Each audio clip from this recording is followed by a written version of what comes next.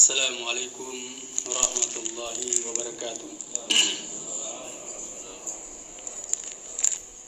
Alhamdulillahi hamdan katsira tayyiban mubarakan fih kama yuhibbu rabbuna wa yarda wa ashhadu an la ilaha illallah wahdahu la syarika lah iqraran bihi wa tauhida wa ashhadu anna Muhammadan abduhu wa rasuluhu sallallahu alaihi wa alihi wasallam tasliman mazida amma ba'd. Ma'asyiral muslimin, sidang jamaah salat subuh Masjid Jannatul Iman Kota Makassar yang semoga dirahmati Allah Subhanahu wa taala. Alhamdulillah, kita bersyukur kepada Allah Subhanahu wa taala yang telah memberikan nikmat yang sangat banyak kepada kita sehingga sampai dengan subuh hari ini kita bisa melaksanakan ibadah sholat subuh secara berjamaah di masjid ini, dan juga alhamdulillah sampai hari ini kita bisa melaksanakan puasa Ramadan di tahun ini. Salawat dan salam semoga senantiasa tercurah kepada junjungan kita Nabi Muhammad SAW, keluarganya dan sahabatnya, dan mudah-mudahan juga sampai kepada kita yang senantiasa istiqamah di atas jalan atau ajaran beliau sampai ajal menjemput kita, amin ya rabbal alamin. Jemaah sekalian yang semoga dirahmati Allah Subhanahu wa taala, seorang sahabat yang mulia yang bernama Sahal ibn Sa'ad radhiyallahu taala anhu menuturkan bahwasannya Nabi sallallahu alaihi wasallam bersabda pada hari perang Khaybar, pada waktu perang Khaybar, Nabi sallallahu alaihi wasallam bersabda, la u'tiyanna ar-rayata ghadan rajulan yuhibbullaha wa rasulahu wa yuhibbuhullahu wa rasuluhu. Sungguh aku akan memberikan bendera ini besok hari kepada seseorang yang mencintai Allah dan Rasulnya, dan dia pun dicintai oleh Allah dan Rasulnya. Yaftahullahu ala yadayhi, Allah akan menangkan peperangan ini lewat tangannya.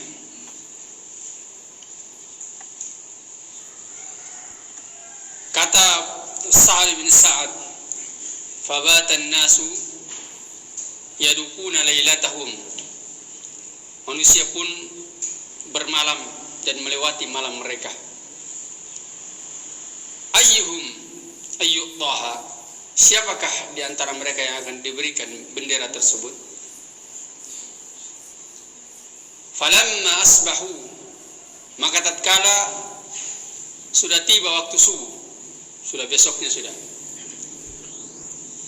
Wa ghadaw ala Rasulullah sallallahu alaihi wasallam, maka selesai salat subuh mereka bersegera mendatangi Nabi sallallahu alaihi wasallam, berkumpul. Iya. Kulluhum yarju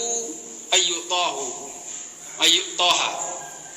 Setiap dari mereka, dari para sahabat yang datang bersegera kepada Nabi sallallahu alaihi wasallam ini, sangat berharap agar dia yang diberikan bendera tersebut. Iya.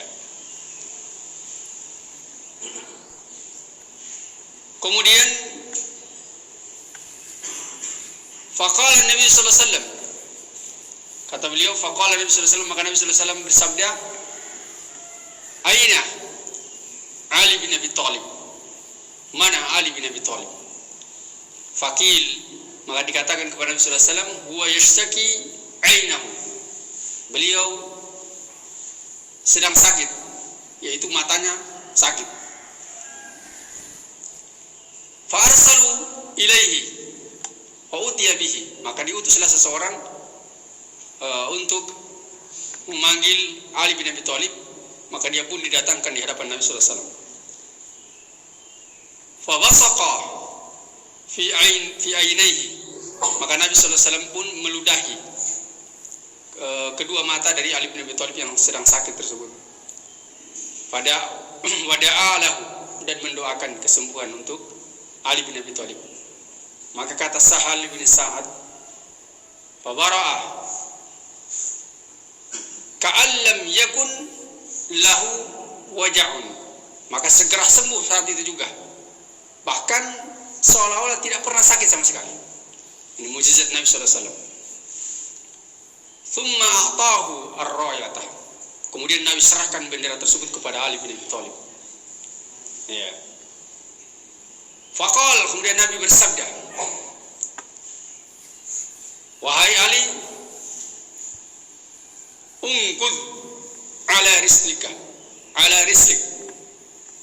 majulah engkau ke depan, hatta tanzila bimasahatihim, sampai engkau berdiri di hadapan mereka.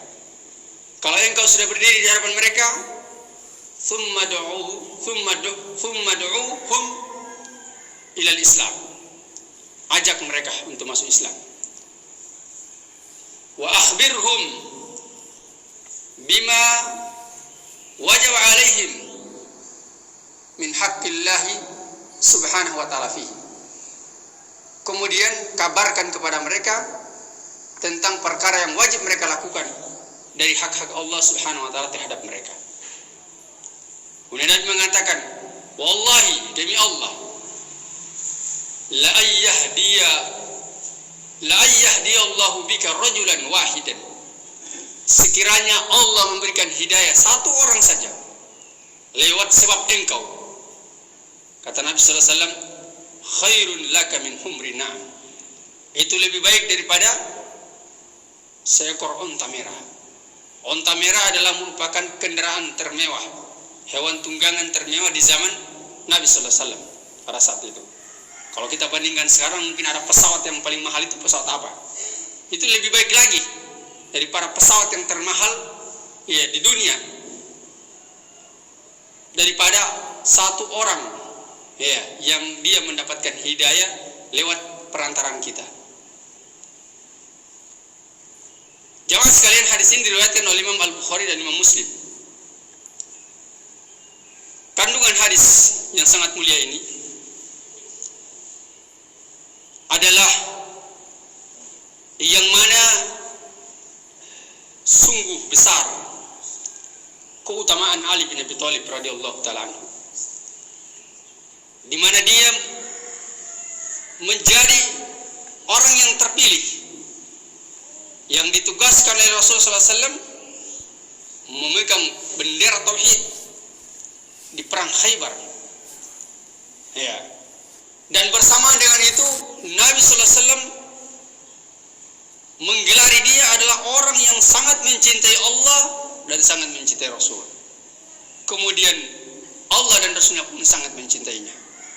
Ini keutamaan yang sangat besar. Kira-kira orang seperti ini kalau dia mati di mana tempatnya? Iya. Tidak ada tempatnya kecuali surga. Yang bersamaan dengan keutamaan yang sangat besar yang disebutkan oleh Nabi SAW berkaitan dengan Ali ini, seluruh para sahabat ini berharap betul agar supaya mereka mendapatkan keutamaan tersebut, sehingga mereka tatkala datang waktu subuh, mereka sudah berlomba-lomba datang siapa yang paling dulu datang di hadapan Nabi SAW. Memperlihatkan wajahnya supaya dia ditunjuk. Karena dia tidak gampang ini orang yang dikasih pegang bendera. Nabi sudah jamin dia adalah orang yang mencintai Allah dan Rasulnya, dan Allah dan Rasulnya pun mencintai dia. Inilah para sahabat Nabi SAW. Mereka ketika mendengarkan kebaikan, keutamaan yang disebutkan oleh Rasulullah SAW, maka mereka berlomba-lomba untuk mendapatkannya. Inilah yang disebut dengan fastabiqul khairat. Fastabiqul khairat, berlomba-lomba dalam kebaikan. Tidak ingin kebaikan itu terlewat begitu saja, kemudian mereka tidak mendapatkannya. Dan ini menunjukkan tentang kecintaan para sahabat Nabi sallallahu alaihi wasallam akan kenikmatan akhirat, dan dunia ini tidak punya nilai di mata mereka, sehingga mereka untuk mendapatkan akhirat Ya, harta dan jiwa mereka yang mereka korbankan. Dengan sebab itulah mereka mendapatkan pujian dari Allah Subhanahu wa taala. Karena memang pujian dari Allah yang mereka harapkan. Mereka tidak mengharapkan pujian dari manusia. Allah sebutkan di dalam Al-Quran, As-sabiquna al-awwaluna minal muhajirin wal ansar walladzina ittaba'uhum bi ihsan radhiyallahu anhum wa radu anhu. Orang-orang yang pertama kali masuk Islam dari kalangan muhajirin dan ansar, para sahabat Nabi sallallahu alaihi wasallam. Jadi tidak ada kaum muslimin yang ada di zaman pada waktu ayat ini turun kecuali para sahabat Nabi sallallahu alaihi wasallam. Orang-orang muhajirin dan orang-orang ansar, walladzina tabauhum bisan, dan orang-orang yang mengikuti mereka dengan baik. Allah katakan radhiyallahu anhum wa radu anhu. Mereka, Allah ridho kepada mereka dan mereka pun ridho kepada Allah. Ini mereka sudah mendapatkan jaminan diridhoi oleh Allah Subhanahu wa taala, disebabkan karena keridhaan mereka kepada Allah Subhanahu wa taala sangat tinggi dan mereka buktikan dengan perjuangan yang luar biasa. Jemaah sekalian semua dirahmati Allah Subhanahu wa taala. Kandungan yang lain yang dari hadis yang mulia ini, betapa pentingnya bagi seorang muslim untuk meyakini akan perkara takdir. Dari sisi mana takdir jemaah sekalian?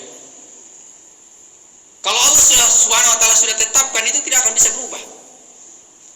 Bayangkan di sini, semua para sahabat ini sudah berlomba-lomba datang di hadapan Nabi sallallahu alaihi wasallam, berharap untuk dikasih bendera, tapi karena Allah takdirkan bukan mereka yang akan mendapatkan bendera tersebut, tapi Ali bin Abi Thalib yang tidak hadir di tempat tersebut, lagi sakit di rumah, disuruh datang kemudian dikasihkan itu bendera.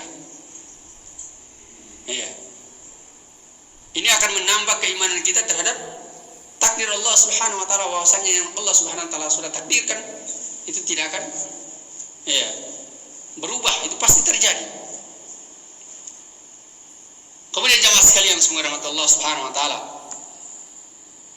Nabi sallallahu alaihi wasallam ketika menyerahkan bendera kepada Ali bin Abi Thalib, memberikan semangat kepada beliau untuk menjadi pemegang dari bendera tauhid ini.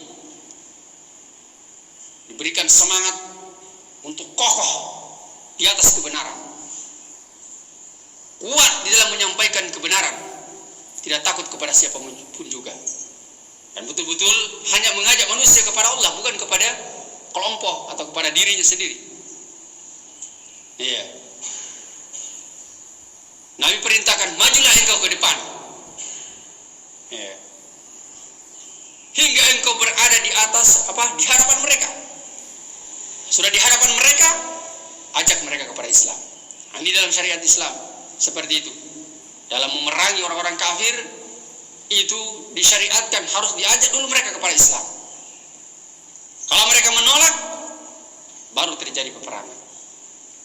Oleh karena itu Rasulullah SAW kalau mengadakan penyerangan kepada kaum kufar di suatu tempat, di suatu daerah, maka mereka lakukan di waktu subuh. Mendekati waktu subuh, menunggu sebentar, menahan sebelum menyerang, mendengarkan kalau ada suara azan atau tidak. Kalau ada suara azan, tahan serangan, berarti ada kaum muslimin di dalam. Tapi kalau tidak ada suara azan, baru diserang, berarti orang kafir semua di dalamnya. Ini menunjukkan tentang betapa mulianya dan terjaganya dalam Islam darah kaum muslimin. Mereka dilindungi oleh Islam. Dalam Al-Quran Allah Subhanahu wa taala berfirman, "Wa may yaqtul mu'minan muta'ammidan fajaza'uhu jahannam khalidan fiha." Barang siapa yang membunuh seorang mukmin dengan sengaja, maka balasannya adalah jahannam. Khalidan fiha, dia kekal di dalamnya. Tapi kekekalan di sini adalah bukan selama-lamanya, tapi lama sekali. Karena orang yang beriman itu bagaimanapun besar dosa yang dia lakukan, hatta membunuh seorang mukmin pun, dia tidak akan kekal di neraka kalau dia mati dalam keadaan bertauhid kepada Allah Subhanahu wa taala. Tapi ini menunjukkan tentang dahsyatnya dan ngerinya dan terlindunginya darahnya kaum muslimin dalam Islam. yang semoga rahmat Allah Subhanahu wa taala. Nabi perintahkan Ali bin Abi Thalib dalam hadis ini untuk menyampaikan hak-hak Allah Subhanahu wa taala terhadap hamba-hambanya. Nabi katakan, "Fa akhbirhum bima yajibu alaihim min haqqillah Subhanahu wa taala fihi." Kabarkan kepada mereka dari perkara-perkara yang wajib bagi mereka yang merupakan hak Allah Subhanahu wa taala. Apa itu hak Allah Subhanahu wa taala? Sebagaimana telah kita sampaikan di muhadarah ceramah-ceramah sebelumnya, bahwa yang disebutkan dalam hadis Mu'adz bin Jabal, ya, ketika Mu'adz bin Jabal ditanya oleh Rasulullah SAW, "Atadri ma haqqullahi 'alal ibad?" Apakah engkau mengetahui hak Allah terhadap hamba-hambanya? Wa ma haqqul ibadi 'ala Allah, dan apa hak Allah? Hak hamba terhadap Allah Subhanahu wa taala.